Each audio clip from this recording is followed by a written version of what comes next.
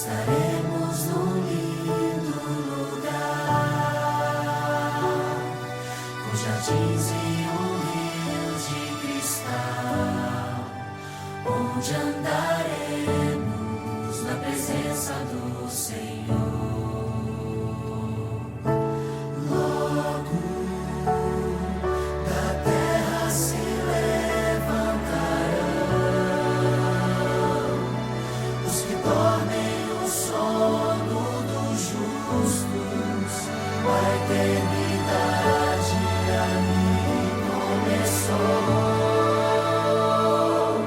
e ao entrar pelas portas do céu o verei, correrei pra abraçá-lo e então cantarei. Dito é o Cordeiro bendito, digno toda a honra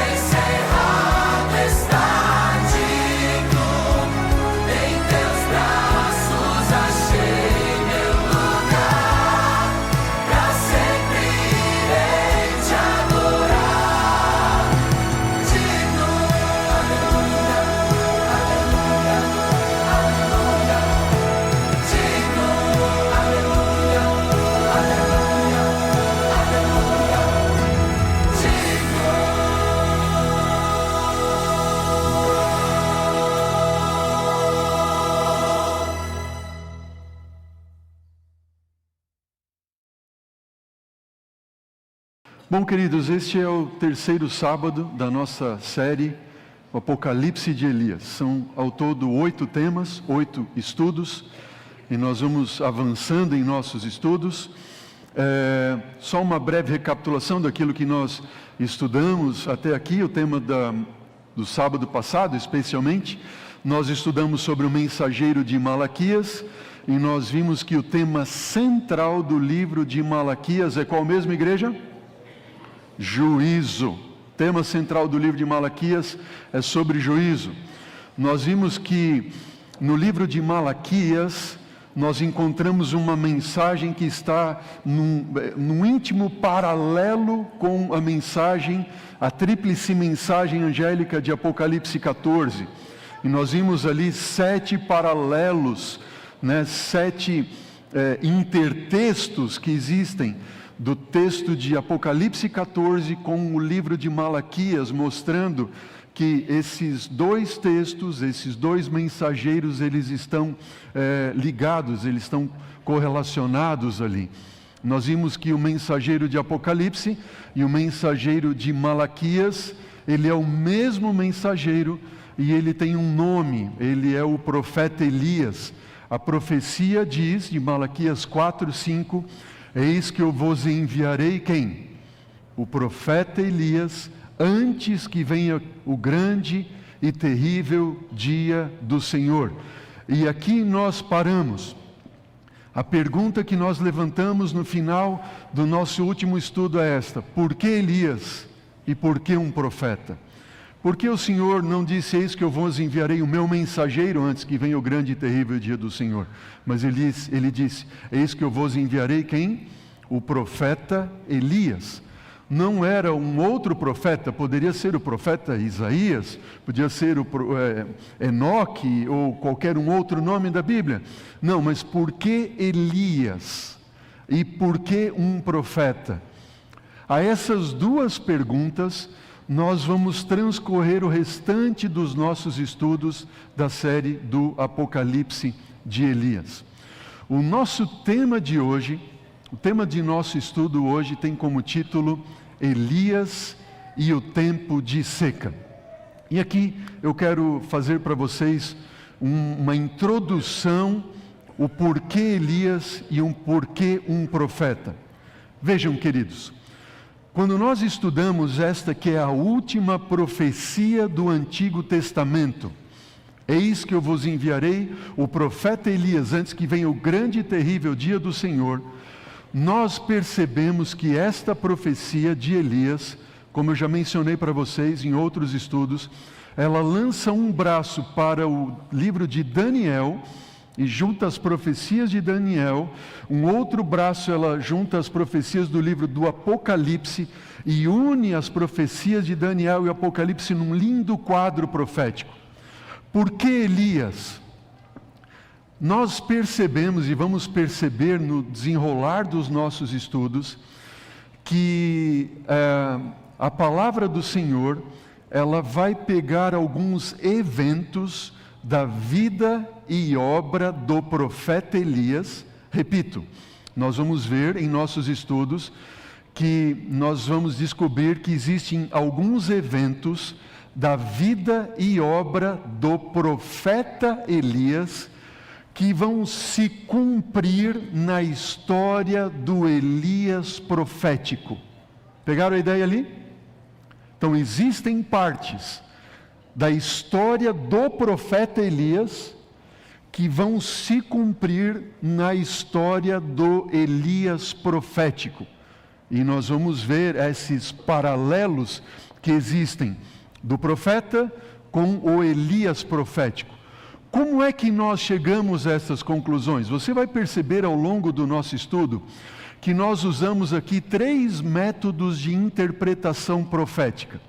O primeiro deles é fazer do texto bíblico onde está inserida a profecia e lermos o texto de forma a entendermos como é que o texto bíblico está interpretando a profecia de Elias. E eu me refiro aqui especialmente ao texto do livro de Malaquias, onde a profecia de Elias está inserida. Lá nós temos: eis que eu vos enviarei o profeta Elias antes que venha o grande e terrível dia do Senhor. E aí nós levantamos ali no texto e vamos analisar o contexto do livro de Malaquias, e ao fazermos isso nós identificamos que a mensagem de Malaquias é uma mensagem de juízo. Juízo investigativo, pós-1844, juízo executivo com a volta de Jesus. E nós vemos então que a mensagem de Malaquias é uma mensagem para o povo do tempo do fim, para o povo do tempo do juízo.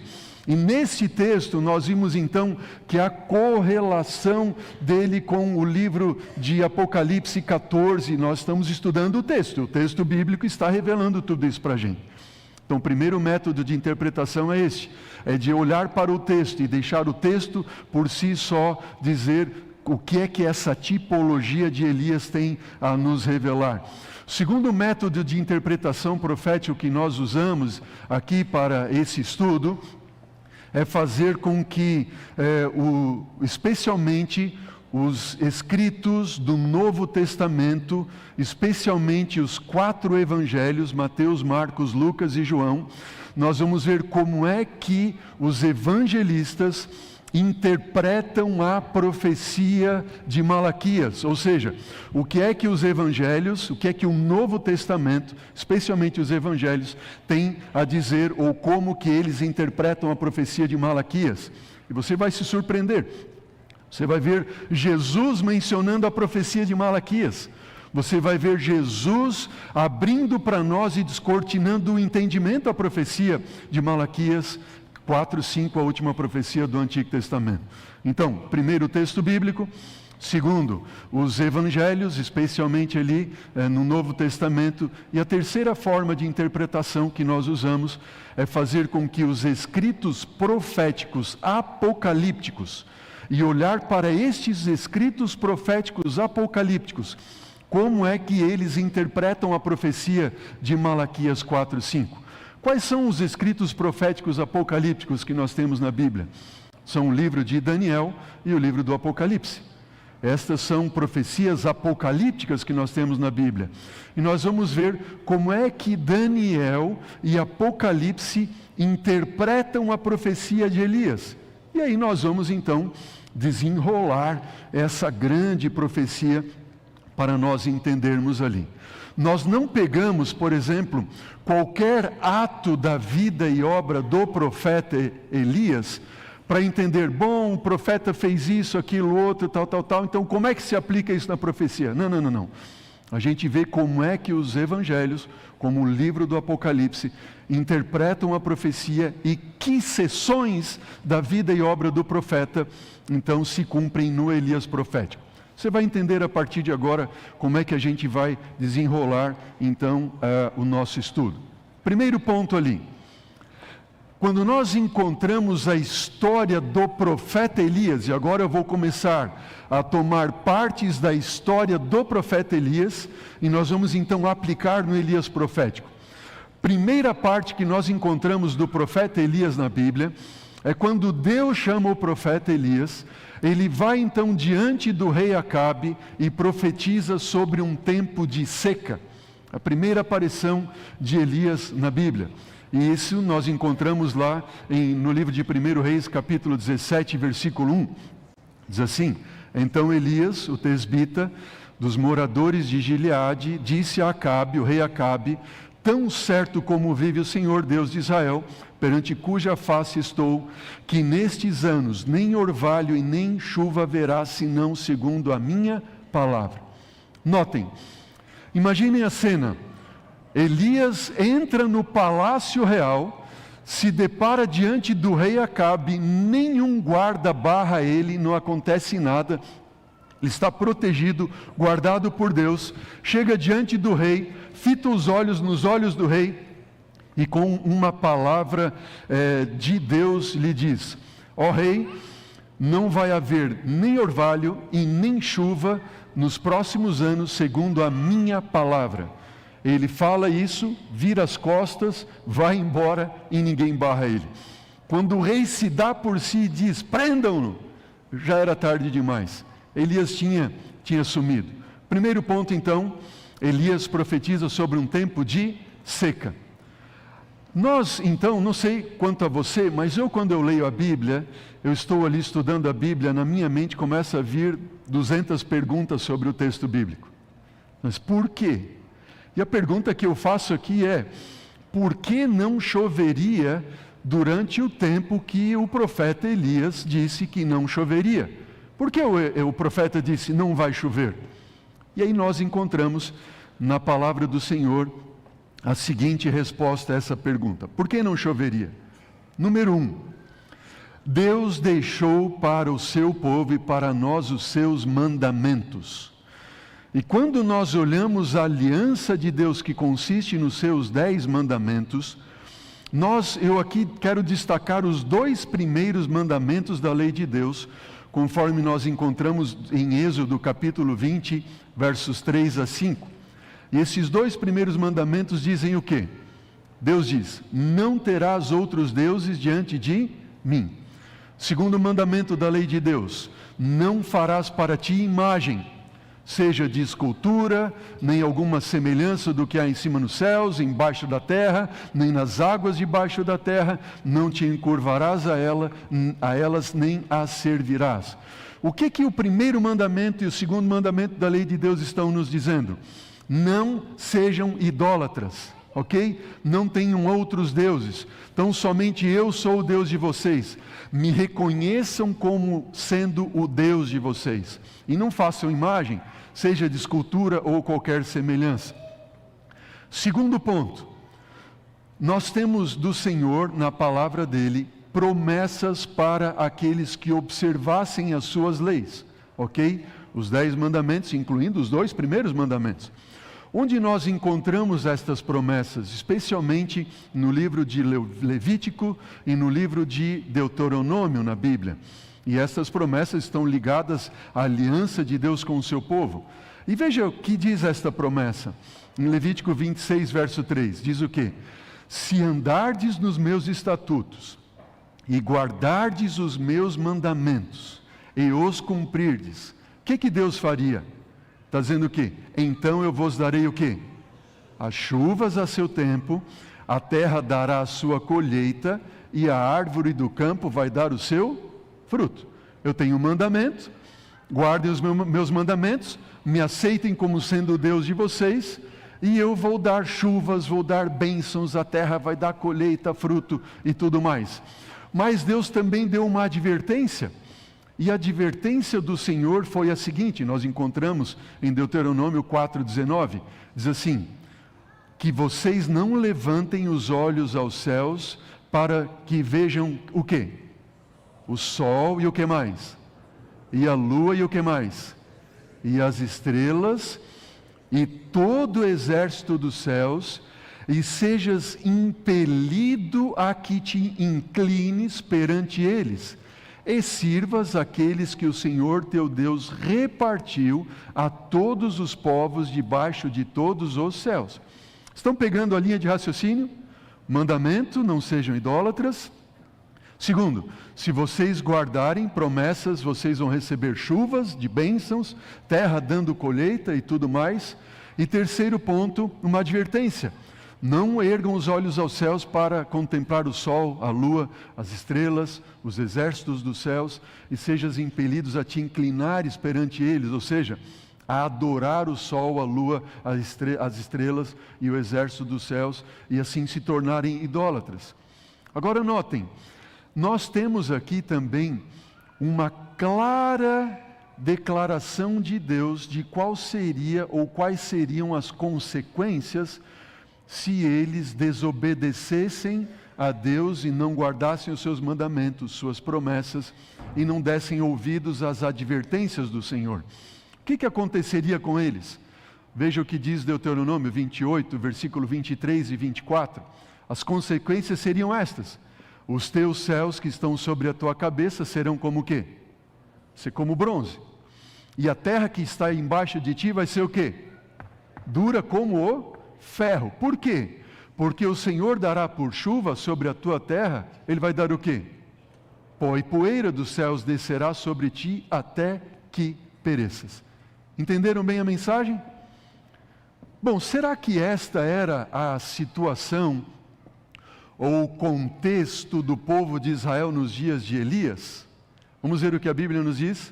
Qual era a condição de Israel nos dias do profeta Elias?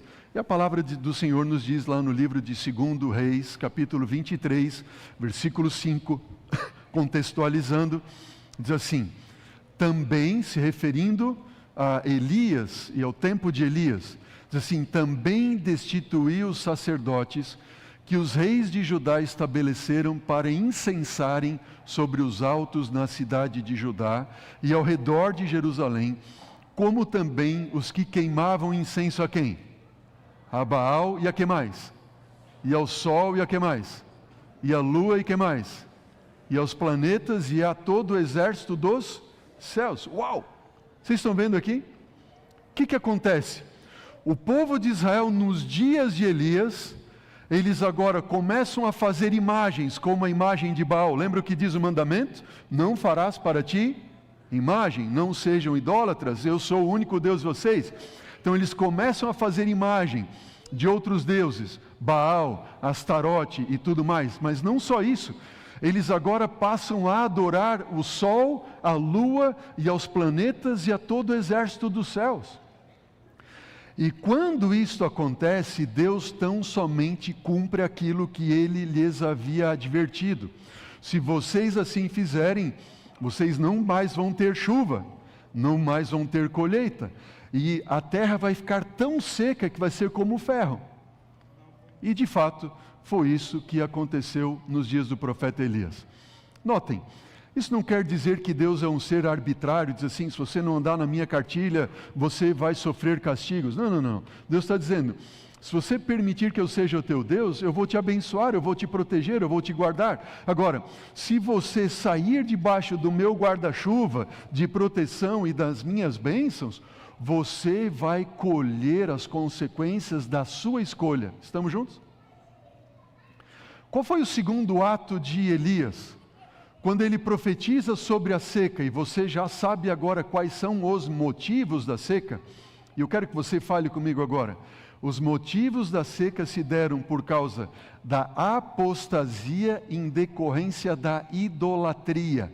Repete para mim, igreja. Quais foram os motivos da seca? Apostasia em decorrência da idolatria. Imagem, sol, lua, estrelas e etc e tal. Bom, depois que Elias profetiza sobre a seca, ele agora sai da frente do rei Acabe e ele foge para um local deserto, onde ele fica sozinho. E a palavra de Deus nos dá isso ali no livro de 1 Reis, capítulo 17, versículo 2 a 4.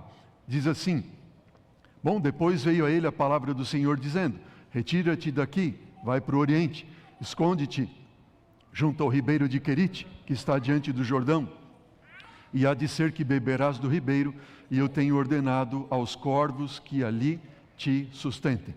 Então, segundo ato, primeiro, seca. Segundo, ele foge para um local deserto, onde ele é sustentado pelo Senhor. Amém? Estamos juntos? Qual é o primeiro ponto, então, diz para mim? Seca. E o segundo? Fuga para um local deserto, onde ele é sustentado pelo Senhor. A Bíblia revela para nós quanto tempo não choveu sobre a terra nos dias de Elias? O que você acha? Sim ou não? Sim, a Bíblia revela para nós. E aqui nós encontramos dois textos bíblicos. O primeiro deles em Tiago 5,17, onde diz que Elias era um homem sujeito às mesmas paixões que nós, e orando pediu para que não chovesse. E quanto tempo não choveu? 3 anos e meio, 3 anos e 6 meses não choveu sobre a terra. Um outro texto que nós encontramos são palavras do próprio Cristo Jesus, quando ele diz lá, está relatado em Lucas 4:25, na verdade eu vos digo, havia muitas viúvas em Israel no tempo de Elias, quando o céu, o que aconteceu com o céu? O céu se fechou, ok? E por quanto tempo? 3 anos e meio não choveu, porque o céu se fechou, reinando grande fome sobre a terra. Estamos juntos até aqui? Tempo de seca, motivos: apostasia por causa da idolatria. Quanto tempo não choveu? 3 anos e meio. E agora nós vamos pegar essa seção da parte da história do profeta Elias, e nós vamos ver como ela se cumpre no Elias profético. E vai ficar claro para você também quem é o Elias profético. Nós vamos ver a história se repetindo. Número 1. Deus, Ele apresenta a nós em Sua palavra que João Batista, ele é um tipo de Elias, ou ele cumpre uma parte desta profecia de Elias. E nós encontramos isto, e eu quero mostrar para vocês 2 textos bíblicos. Primeiro deles em Mateus 17. E eu vou projetar o texto na tela para nós ganharmos um pouco de tempo. O que diz Mateus 17? Diz assim: mas os discípulos perguntaram a Jesus: por que então os escribas dizem ser necessário que Elias venha primeiro? Olha para mim, igreja. Por que é que os discípulos fizeram essa pergunta para Jesus? De onde é que eles tiraram essa ideia de que Elias tinha que vir primeiro? Diz para mim. De onde? De Malaquias 4, verso 5. O último texto do Antigo Testamento, a última profecia, que diz que o Elias, Deus enviaria o profeta Elias antes do grande e terrível dia do Senhor. E agora os discípulos perguntam: mas por que é que Elias tem que vir primeiro? Você quer ver agora qual é a resposta de Jesus? E a resposta de Jesus, ela é por demais esclarecedora. Por que é que Elias tinha que vir primeiro? Então Jesus respondeu. O que foi que Jesus respondeu? De fato, Elias o quê?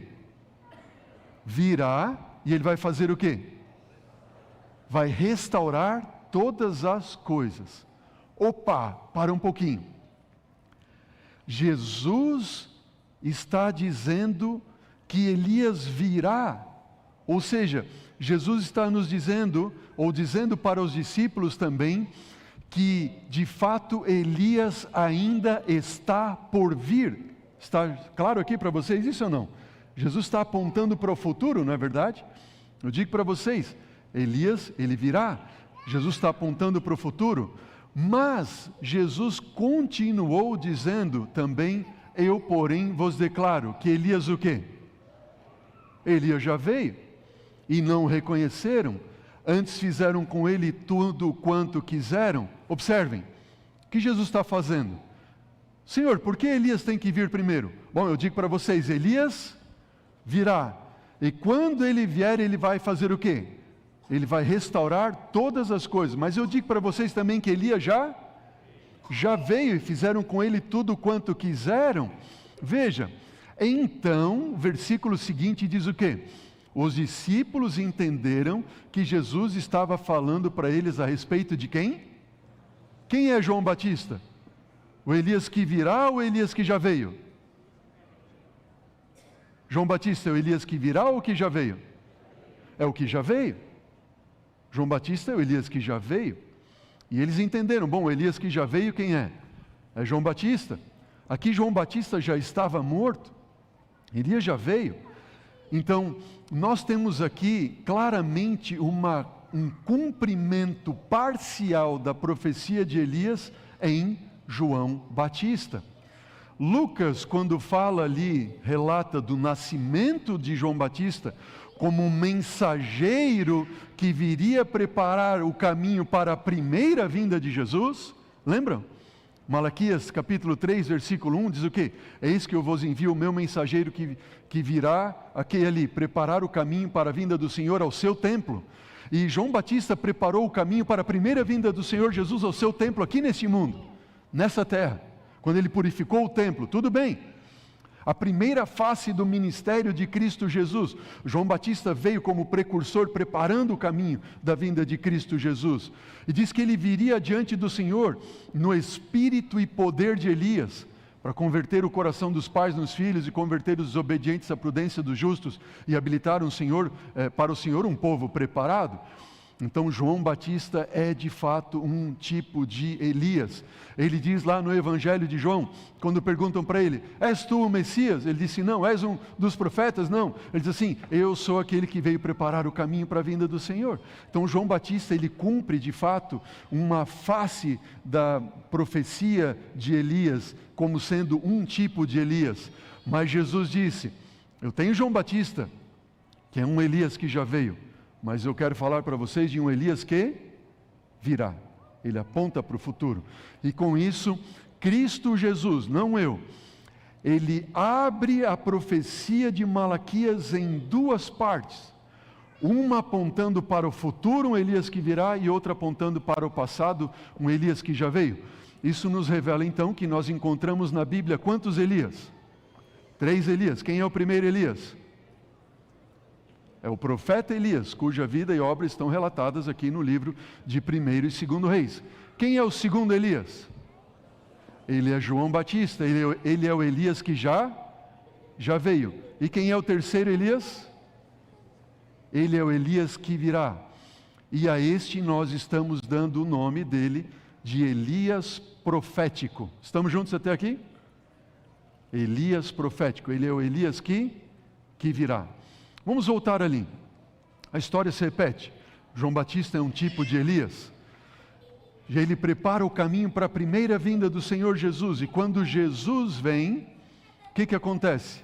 Jesus restaura toda a verdade. Ele aponta para si mesmo como sendo a própria verdade. Eu sou o caminho, eu sou a verdade. E a verdade que Jesus veio restaurar é que Deus é amor. Amém? Deus é amor. Eu podia falar tanto aqui para vocês sobre essa verdade, de que Deus é amor. Deus é amor. Veja, deixa eu perguntar para vocês.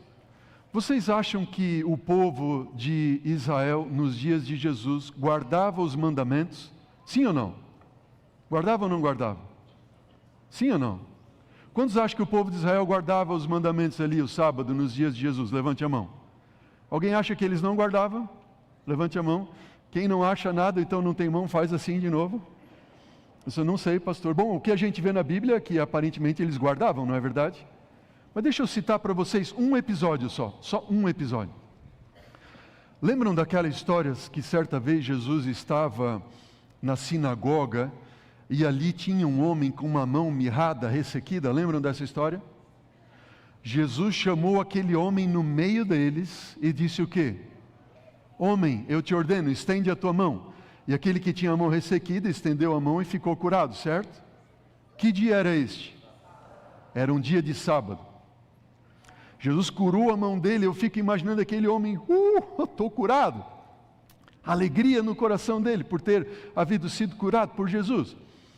Mas outros líderes da lei que ali estavam na sinagoga e doutores da lei e tudo mais, começaram a cochichar entre eles e dizer o quê?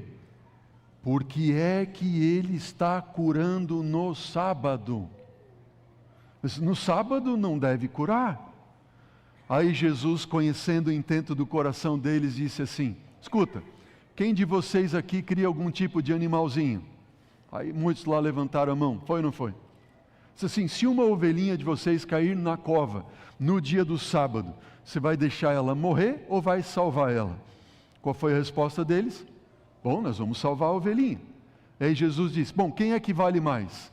Este homem, uma vida ou uma ovelha? Quem é que vale mais? Então, Jesus concluiu dizendo: logo, é lícito fazer o que no sábado? O bem no dia do sábado.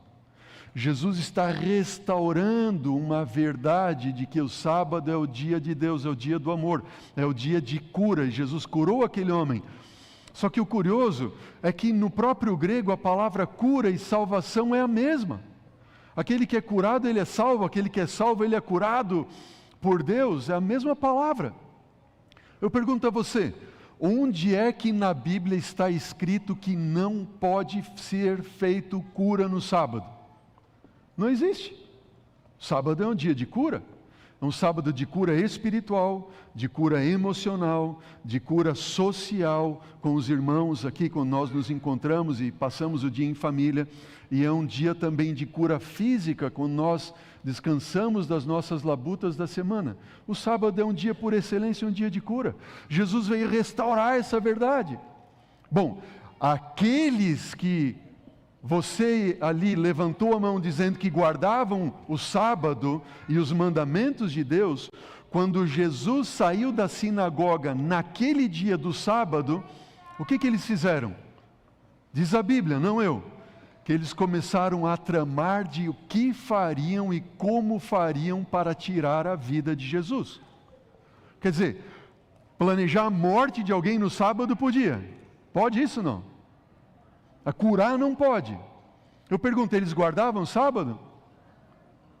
Não guardavam o sábado. Mudou de ideia agora? O que Jesus veio fazer? Ele veio transgredir o sábado? Absolutamente não. Ele veio restaurar e colocar na mente deles que o sábado é o dia do Senhor. O sábado é um dia especial de cura. Bom, e aqui poderíamos falar tantas outras coisas, de que Deus é amor, tudo que é contrário ao amor é contrário à natureza de Deus. Mas quando Jesus morre, nós vimos hoje aqui a encenação tão linda para as crianças, quando Jesus morre, Ele ressuscita ao terceiro dia. E nós estamos agora, nesse final de semana, relembrando a morte e também a ressurreição de Cristo Jesus com a Páscoa. Jesus ressuscita, Ele fica com os discípulos e aparece a eles e a uma multidão por ainda 40 dias na terra. E no último dia, Ele dá essa palavra que nós encontramos em Mateus, capítulo 28, 19 e 20. Ele diz o quê? Vão por todo o mundo, preguem o Evangelho a toda criatura, façam discípulos de todas as nações, ensinando-os a guardar todas as coisas que vos tenho ordenado desde a fundação do mundo. Batizem eles em nome do Pai, do Filho e do Espírito Santo. O que eles fazem? Eles ficam em Jerusalém, 10 dias ali depois dessas palavras de Jesus, eles recebem o batismo do Espírito Santo no dia do Pentecostes, e eles vão pregar o Evangelho a todo mundo.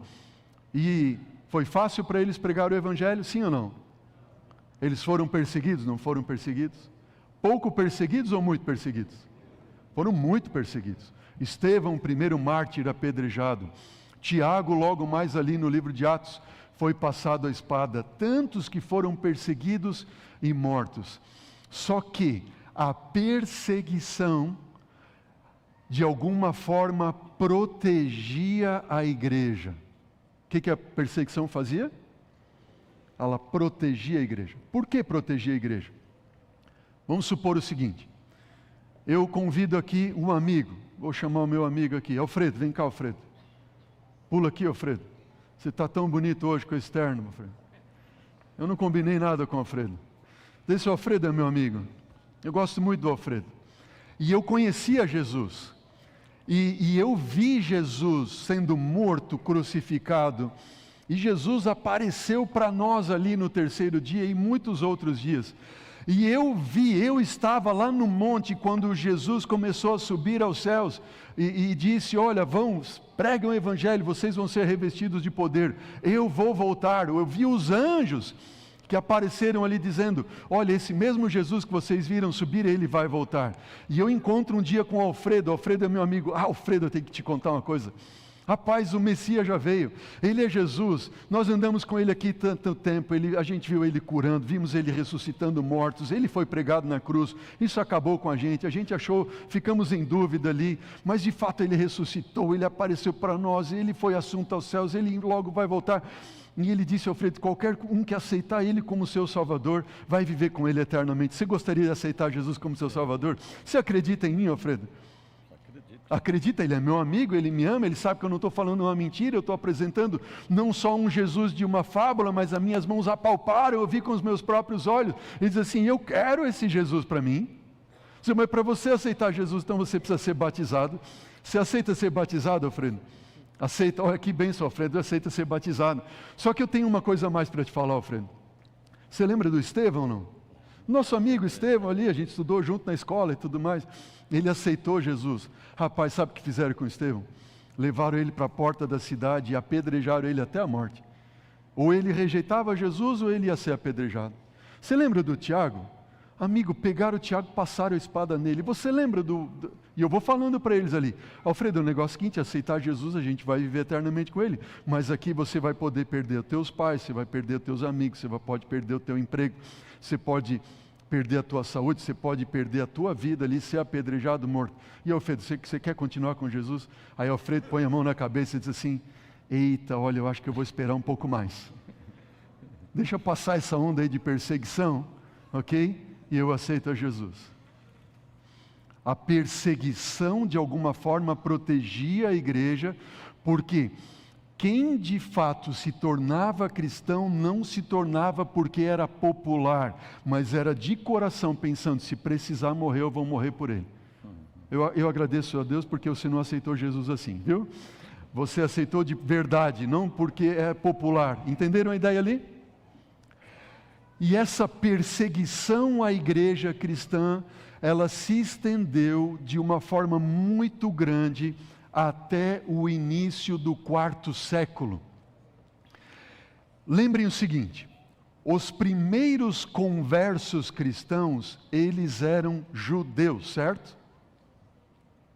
Os primeiros conversos cristãos eram judeus.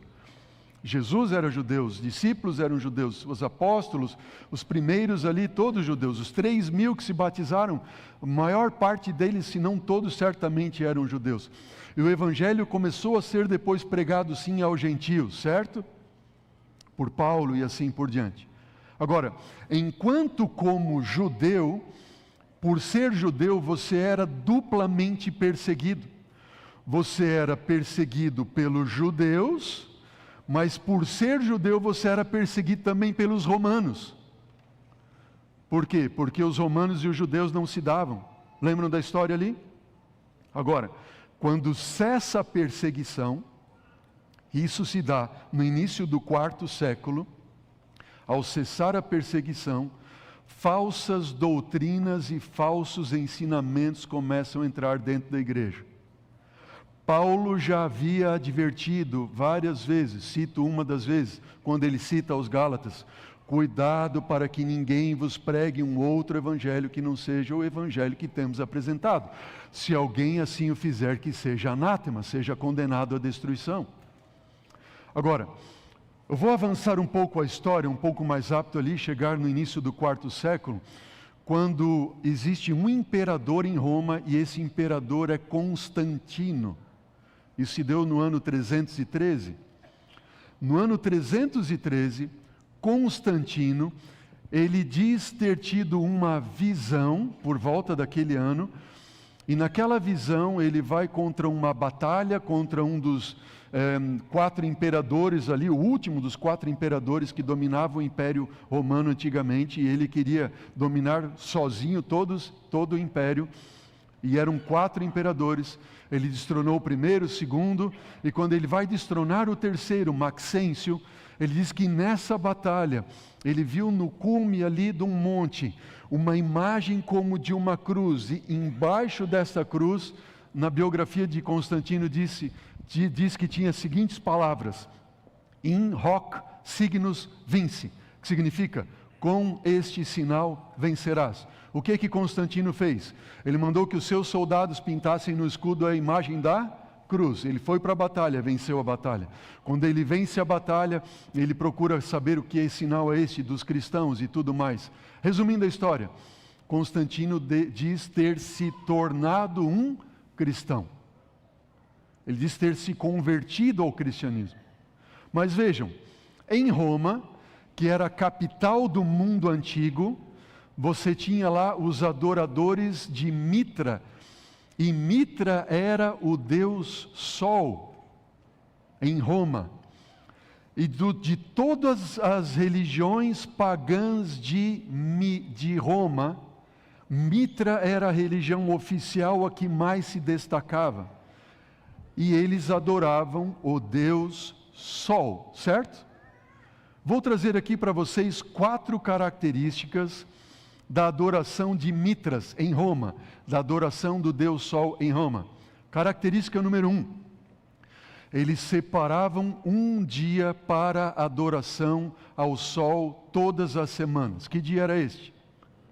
Era o dia do Sol. É o dia que corresponde a nós, o dia do domingo. Então pegue a ideia. Em Roma, Império Antigo, maior religião, o mitraísmo, o dia que era dedicado ali à guarda e adoração era o dia do domingo, era o dia do sol. Que em inglês, como é que a gente fala? Sunday. Sunday, dia do sol. Alguém fala alemão aqui? Sonntag. Também quer dizer dia do sol. Primeira característica. Segunda característica. Os mitraístas, eles comemoravam o nascimento de Mitras, o grande Deus Sol, uma vez por ano. E que dia era este? Você sabe que dia era esse? Corresponde para o nosso calendário como sendo o dia 25 de dezembro. Pegaram a ideia ali? Então eu tenho um dia que os mitraístas adoravam o sol semanalmente, que era o dia do sol, o dia do domingo. Segundo, eles comemoravam o nascimento do Deus Sol uma vez por ano. Que dia que era esse?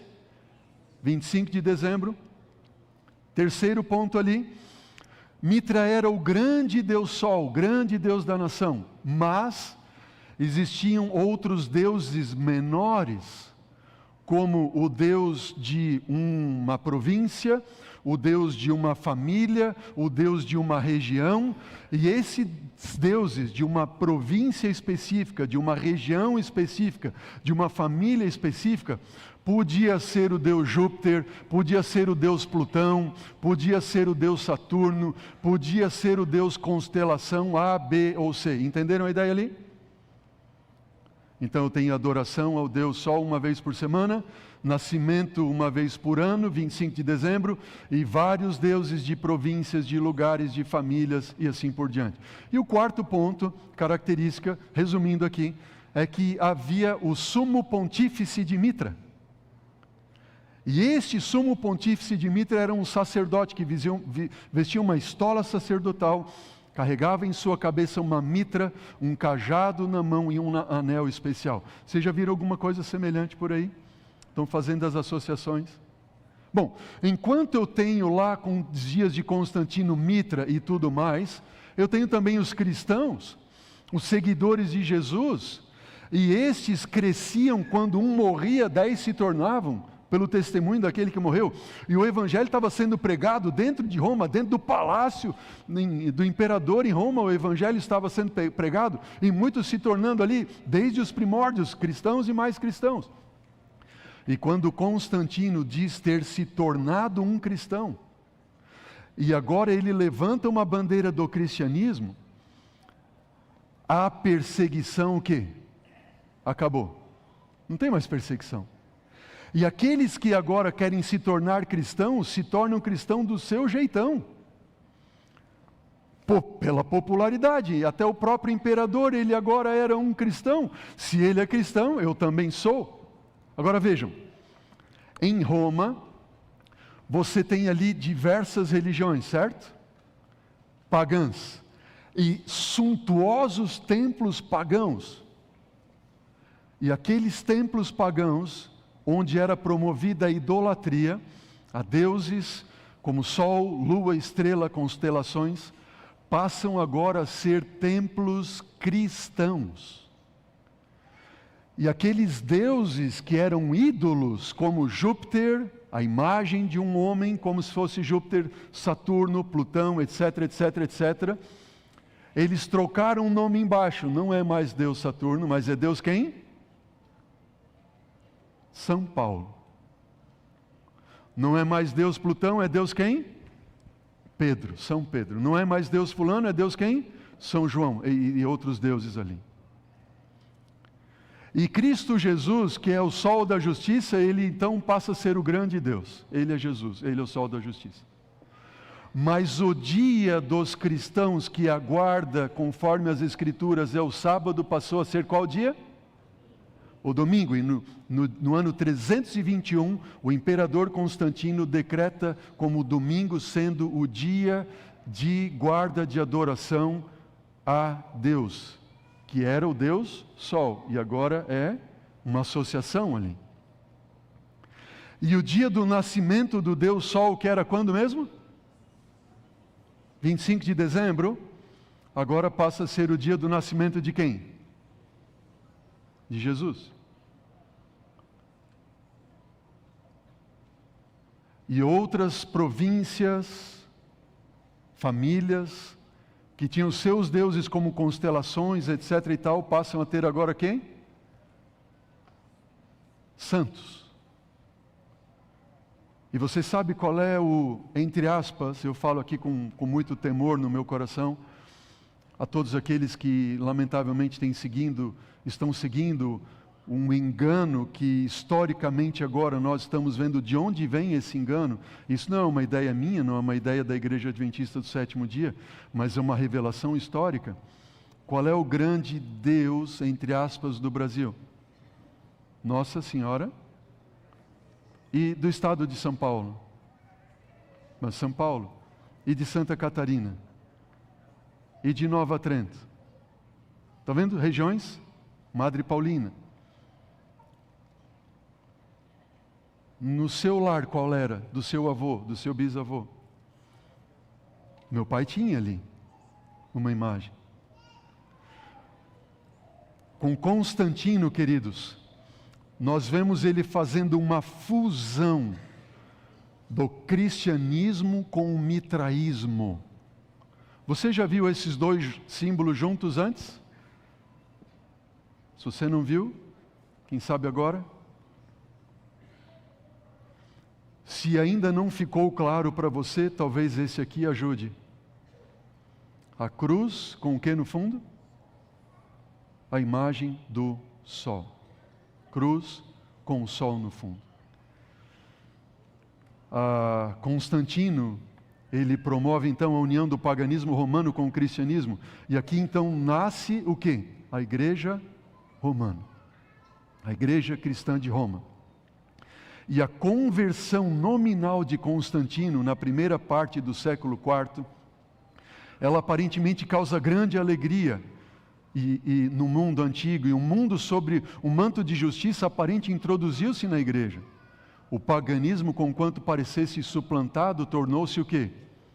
Vencedor. Suas doutrinas, cerimônias, superstições incorporaram-se à fé e ao culto dos professos seguidores de Cristo. Ou seja, parecia cristianismo, mas era um cristianismo travestido de, ou melhor, um paganismo travestido de cristianismo. Vestido com vestes cristãs, mas a essência sempre foi pagã. Eu tenho aqui comigo, talvez você aqui dessa câmera pode pegar aqui para mim. Eu tenho aqui em minhas mãos um catecismo da Igreja Católica Apostólica Romana. E nesse catecismo, como eu, enfim, estudei esse tema, vamos ver o que o catecismo traz para nós acerca disso. E eu estudei o catecismo. E eu quero trazer aqui para você aquilo que nós encontramos na crença 2174 do Catecismo da Igreja Católica Apostólica Romana. Edições Loyola, é a edição do Catecismo Católico. Olha o que diz a crença 2174. Diz assim: reunimos-nos todos quando? Qual dia? Está escrito onde? Está escrito onde isso? No Catecismo. Reunimos-nos todos no dia do sol. Porque é o primeiro dia após o sábado dos judeus, mas também o primeiro dia. Aí fala que Deus lançou o fundamento do mundo, da ressurreição, tarará, tarará. Veja, ele arranja uma forma de acomodar. Mas não. A essência, a origem é o dia do sol. E aqui nós estamos vendo o cumprimento da profecia de Daniel 7:25. O que diz essa profecia? diz que viria um poder, e esse poder, a igreja romana, proferiria palavras contra o Altíssimo, magoaria os santos do Altíssimo, e cuidaria em fazer o quê? Mudar os tempos e a lei. Por quê? Onde na lei existe alguma lei relacionada a tempo, senão o tempo que Deus separou para adoração? Foi ou não foi? E eles mudam, Roma muda esse tempo de adoração que está na lei, que é o dia do Senhor, o dia em que Ele criou todas as coisas, e no sétimo dia Ele descansou. E diz que esse poder perseguiria os santos, e eles seriam entregues nas suas mãos por um tempo, 2 tempos e metade de um tempo. Agora, o que quer dizer um tempo, 2 tempos, 1 mais 2 e mais metade de 1? Não mesmo que 3 períodos e meio, sim ou não? 1 mais 2 mais metade de 1 não é 3,5? Bom, 3 tempos e meio não é o tempo que não choveu sobre a terra nos dias de Elias. Por quais motivos mesmo? Apostasia por causa do quê? Idolatria. Adoração a quem? Imagens. E aí, quando é que começa a surgir imagens nas igrejas? Não, na verdade não eram igrejas, eram templos pagãos que passaram a ser igrejas. E adoração ao sol, lua, estrelas e a todo o planeta e todo o exército dos céus. Esse de fato é o cumprimento da profecia de Daniel 7,25, quando um tempo corresponde a 1 ano, 12 meses, 2 tempos, 24 meses, mais metade de um tempo, 6 meses, o total é 42 meses ou 3 anos e meio, ou mesmo que 1260 dias, que em profecia cada dia corresponde a 1 ano. Esse é o tempo em que houve a Inquisição e as perseguições com as cruzadas na Idade Média, onde aqueles que não seguiam a palavra de Deus, ou que queriam seguir melhor tão somente e sobre a Bíblia, as tradições da igreja, porque a Bíblia nem existia, ela era acorrentada e não vinham ali, mas aqueles que quisessem ou tinham porções da Bíblia, quisessem colocar sobre as tradições da igreja, eles eram perseguidos, mortos e não só isso, torturados. Você conhece a história. Quando nós vamos ao livro de Daniel e Apocalipse, nós vemos que tanto Daniel e Apocalipse mencionam o mesmo período.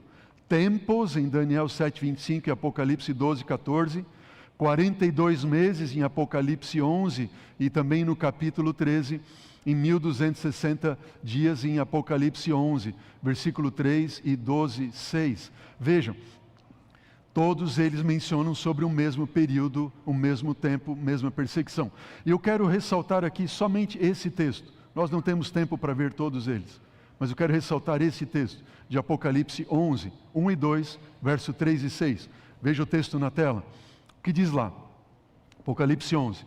Diz: foi-me dado um caniço, semelhante a uma vara, e também me foi dito: dispõe-te e mede o santuário de Deus, mede o seu altar, os que nele adoram, mas deixa de parte o átrio exterior do santuário, e não meças, porque ele foi dado aos gentios. Estes, por quanto tempo? 42 meses, vão fazer o quê? Vão pisar a cidade santa. Olha o que diz agora o versículo 3 e o verso 6. Eu darei as minhas testemunhas, as 2 testemunhas, que profetizam em quanto tempo? 1260 dias, vestidas de pano de saco e cinza. As 2 testemunhas aqui representam o Antigo e o Novo Testamento, que durante os 1260 anos, de 538 a 1798, não puderam falar, elas estavam de luto, porque a igreja acorrentou, não podia ler a Bíblia. Elas, as 2 testemunhas, têm autoridade para fazer o quê? Para que o quê? Para não chover. Durante quanto tempo? Vocês estão vendo a mesma referência do céu se fechando? Para não chover? Ué, mas por que é que não choveu? Por que houve esse período de seca? Por causa da apostasia em decorrência da idolatria, que começou a partir do início do 4º século e atinge o seu ápice em 538, quando da fundação, o reconhecimento de Roma como sendo a cidade central do império e da igreja, e que se estendeu até o 1798. Agora tem mais. Quando nós vamos em Apocalipse capítulo 2, versículo 20, falando sobre esse período dos 1260 anos, diz o seguinte, referindo-se à igreja de Tiatira: tenho, porém, contra ti o tolerares que essa mulher, quem é ela? Quem é ela? E ela perseguiu quem? O profeta Elias. Mas aqui ela está sendo pintada como quem persegue quem? O Elias profético. Uma mulher que persegue o Elias profético, e ela tem o nome de Jezabel. Não somente ensina e ainda seduz os meus servos a praticarem prostituição, ou seja, ela adultera e leva outros a adulterarem, a comerem coisas sacrificadas a ídolos, ou seja, ela levou a idolatria.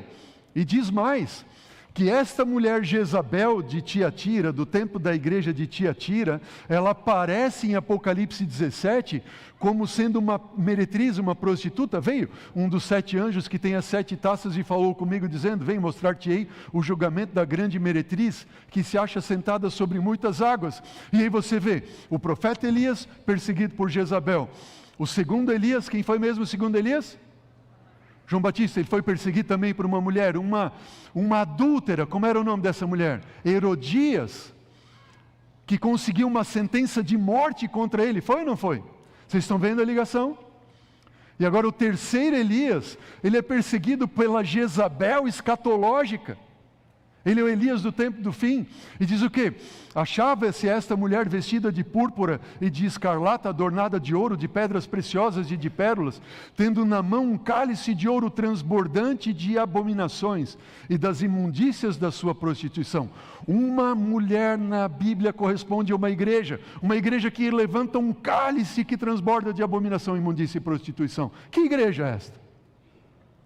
Que igreja é essa que foi um instrumento usado para mudar o dia do sábado para o domingo? Que igreja é essa que surgiu no Império Romano, que levou o mundo agora não adorar mais, ou ser levado a adorar no dia do Senhor, mas para adorar no dia do sol, e instituir imagens de ídolos e tudo mais? No versículo ainda 5 diz que na sua fronte acha-se escrito um nome, um mistério: Babilônia, a grande, a mãe das meretrizes e das abominações da terra. Ela é a mãe das outras que surgiram dela. Queridos, em nome de Jesus, preste atenção nisso. Nós temos, e eu já mencionei para vocês aqui em outros estudos, no primeiro estudo da nossa série, que nós podemos pegar o mundo cristão e dividir em 3. Nós temos o protestantismo ali, que corresponde a todas as igrejas que surgiram do catolicismo, mas o protestantismo evangélico segue aquilo que a mãe preconiza. E as 2 coisas principais que a mãe preconiza são quais? A adoração no dia do sol, mudança do sábado para o domingo, e a imortalidade incondicional da alma. A pessoa quando morre, não morre, já vai para o céu. Mas não! Nós estamos vivendo em que período? No período da Páscoa agora. Jesus morreu pouco mais de 2.000 anos atrás, numa sexta-feira. Hoje era um dia correspondente que ele passou no túmulo. E amanhã, no primeiro dia da semana, ele ressuscitou, carne e osso. Seu corpo não foi visto na sepultura. Ele ressuscitou com o corpo transformado, carne e osso. Ele apareceu para os discípulos. Os discípulos perguntaram: mas pode ser um fantasma? Ele disse: não sou um fantasma. Olhem minhas mãos aqui, apalpai-me, pois vejam que um fantasma não tem carne e osso como vocês veem que eu tenho. Vocês têm alguma coisa de comer. Essa é a garantia. A você que está me assistindo aí do outro lado da tela, não se deixe enganar em nome de Jesus. Que quando Jesus voltar, a trombeta vai soar e os mortos vão ressuscitar como Jesus quando da sua ressurreição. Amém? Eles não estão hoje no céu, eles estão dormindo no pó da terra. Veja, essa Babilônia, essa mãe das abominações, ela é uma mulher que ela estava embriagada com o sangue dos santos. Por quê? Porque ela perseguiu e matou os santos, aqueles... Quem são os santos? Quem são os santos que ela perseguiu e matou? Ele é o Elias profético da profecia. Veja, Apocalipse capítulo 12, ele viu uma mulher também, João, ele disse assim, eu vi no sinal no céu, a saber, uma mulher vestida de sol, com a lua debaixo dos pés, e uma coroa de 12 estrelas na cabeça. O sol, Cristo Jesus, 12 estrelas, o Antigo e o Novo Testamento, as tribos de Israel 12, o fundamento da igreja do Novo Testamento, os apóstolos e a lua debaixo dos pés, lâmpada para os meus pés, é a tua palavra, é luz para os meus caminhos. E essa mulher, diz Apocalipse 12, 6, ela fugiu para onde? Fugiu para onde? Mas quem é que fugiu para o deserto depois que anunciou a apostasia? E ela no deserto, essa mulher, a igreja de Deus, lá ela ficou quanto tempo? 1260 dias. O mesmo tempo que não choveu sobre a terra nos dias de Elias, agora tempos proféticos. E o dragão irou-se contra esta mulher e foi pelejar contra os restantes da sua descendência. Quem são eles? Os que guardam os mandamentos de Deus e têm o quê? O testemunho de Jesus. Quem é essa mulher? Quem é o Elias profético? É esse que guarda os mandamentos de Deus e tem o testemunho de Jesus.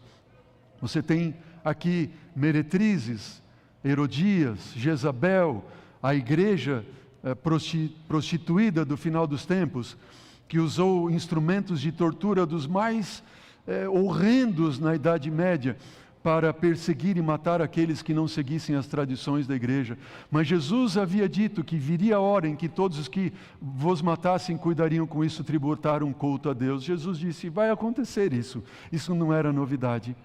Nós encerramos o estudo desta manhã com este quadro profético. Você tem aqui de um lado o profeta Elias, conforme vida e obra estão relatados no livro de 1º e 2º Reis. O profeta Elias, ele passa por um tempo de seca, por causa da apostasia, idolatria, adoração ao sol, etc. Ele foge para o deserto, onde ele passa 3 anos e meio sendo sustentado pelo Senhor. E eu tenho aqui do outro lado Elias profético, que também passa por um tempo de seca, que se dá por causa da idolatria e apostasia, mudança do dia do Senhor, do sábado para o domingo. E essa profecia começa a se cumprir a partir do 4º século da nossa era. Também o Elias profético foge para um local deserto, a mulher pura, a igreja do Senhor, onde é sustentada por Deus por 1260 dias, dias proféticos, corresponde a anos, tempo que se deu de 538 a 1798 depois de Cristo.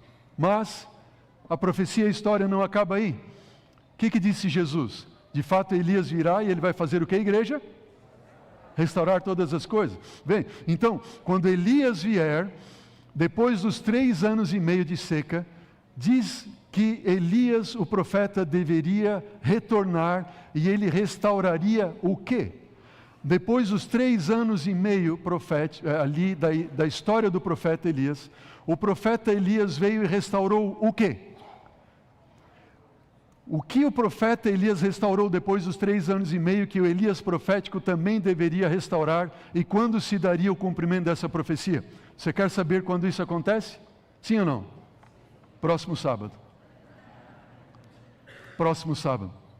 No próximo sábado você vai descobrir o que o profeta restaurou, que o Elias profético também restaurou e tem restaurado, e quando se dá o cumprimento desta profecia, amém?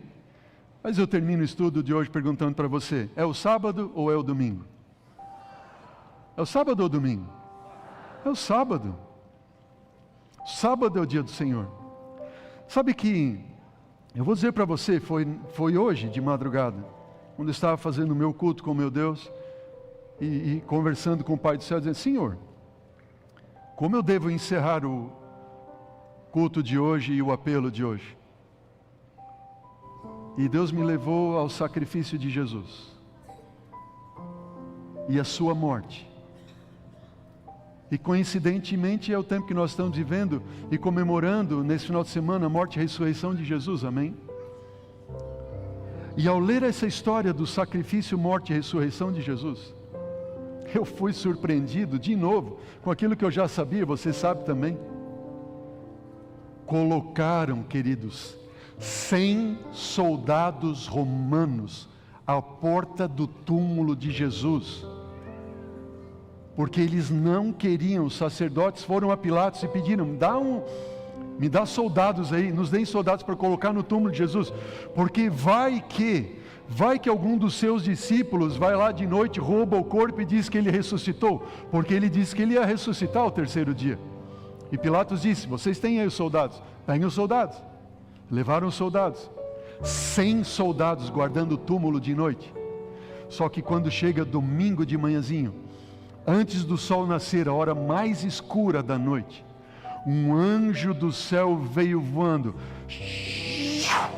Quando ele chega, só de se aproximar da terra acontece um terremoto.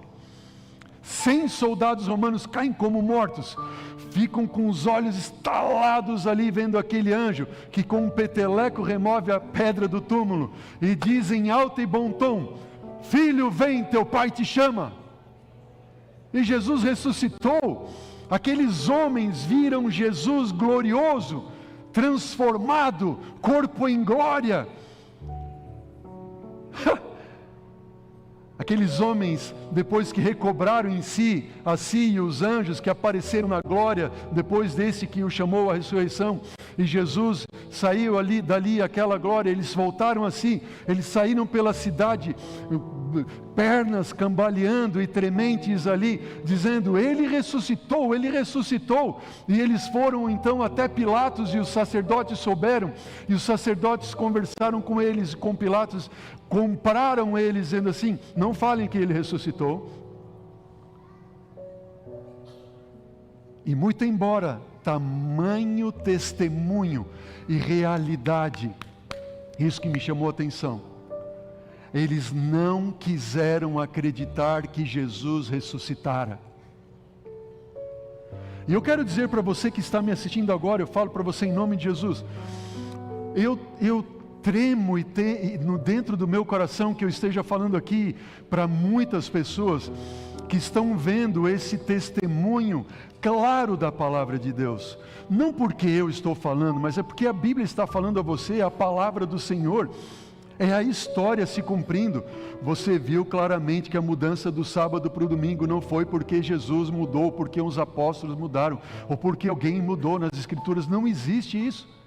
Essa mudança estava profetizada e aconteceria por causa dessa prostituta, essa meretriz, que adulterou a verdade e os mandamentos de Deus, mudando o dia do sábado para o domingo. Mas eu temo que assim como lá Anás, Caifás e outros sacerdotes e outros líderes não quiseram enxergar tamanha verdade e realidade, eu temo que você também não queira aceitar tamanha verdade e realidade. E eu apelo ao seu coração, eu apelo ao coração de todos que estão aqui na igreja nessa manhã. Essa é a verdade. O dia do Senhor é qual? É o sábado. Esse não é o dia dos adventistas. Esse é o dia do Senhor, de um Deus que não muda, que criou o mundo em 6 dias e no 7º ele descansou. É o dia em que ele disse que pode secar a erva, a flor, mas a minha palavra vai permanecer até a cruz? Não, eternamente. E esse Deus disse: se vocês me amarem, vocês vão fazer o quê? Vocês vão guardar os meus mandamentos. E eu pergunto para você: você quer guardar os mandamentos dele, sim ou não? Você quer fazer a vontade dele ou a vontade do diabo? Aqueles que adoram a Deus no sábado, preste atenção, aqueles que adoram a Deus no sábado, adoram o Deus Criador dos céus e da terra, amém? Aqueles que adoram Deus no domingo, sem saber, estão adorando, não o Deus Criador dos céus e da terra, mas estão adorando o Deus com D menor, que criou esse dia como dia de adoração. Mas você não é mais e não está mais enganado a esse respeito. Diga amém por isso. Amém? Jesus quer entrar hoje no teu coração. E eu quero convidar você a abrir a porta do seu coração e deixar Ele entrar. Amém? Deixa Jesus entrar e iluminar a tua vida com a sua palavra. Eu tenho aqui um convite para fazer para você que está aqui na igreja ou nos assistindo. Acesse o QR Code que aparece aí na sua tela agora. Acesse o link que aparece no chat agora. Escolha estudar a Bíblia, conhecer mais e ser batizado em todas essas verdades que o Elias profético tem apresentado a você e a todos nós. Amém? Eu quero convidar você para cantar essa bela canção. Jesus quer entrar hoje no teu coração. E fique em pé nesse momento. Permita Ele entrar no seu coração enquanto você canta essa mensagem. Acesse o código que aparece aí no seu flyerzinho ou no banco. Escolha estudar a Bíblia. Próxima semana, vamos começar novas classes bíblicas para tirar as suas dúvidas nas profecias e na palavra do Senhor. Louve, cante ao Senhor. Jesus quer entrar hoje em teu coração, porque não abres então, não deixe que nada lhe ocupe o lugar. Oh, que respostas vai dar.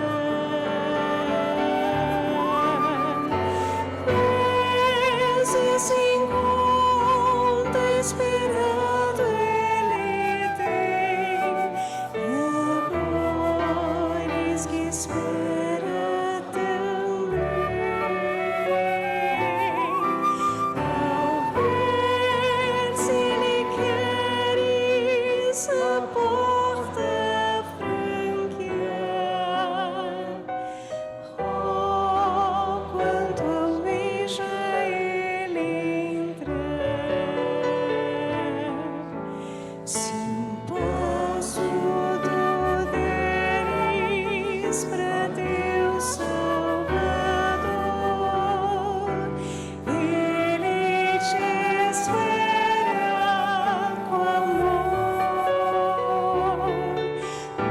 Unido a Jesus, toda treva se esvai, e Ele morar em ti vai.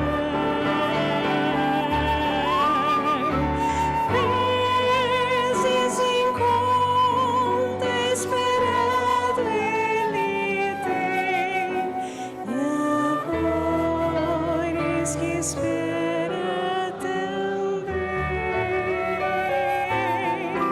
Ao ver que Ele queres a porta franquear, oh, quanto almeja Ele entrar.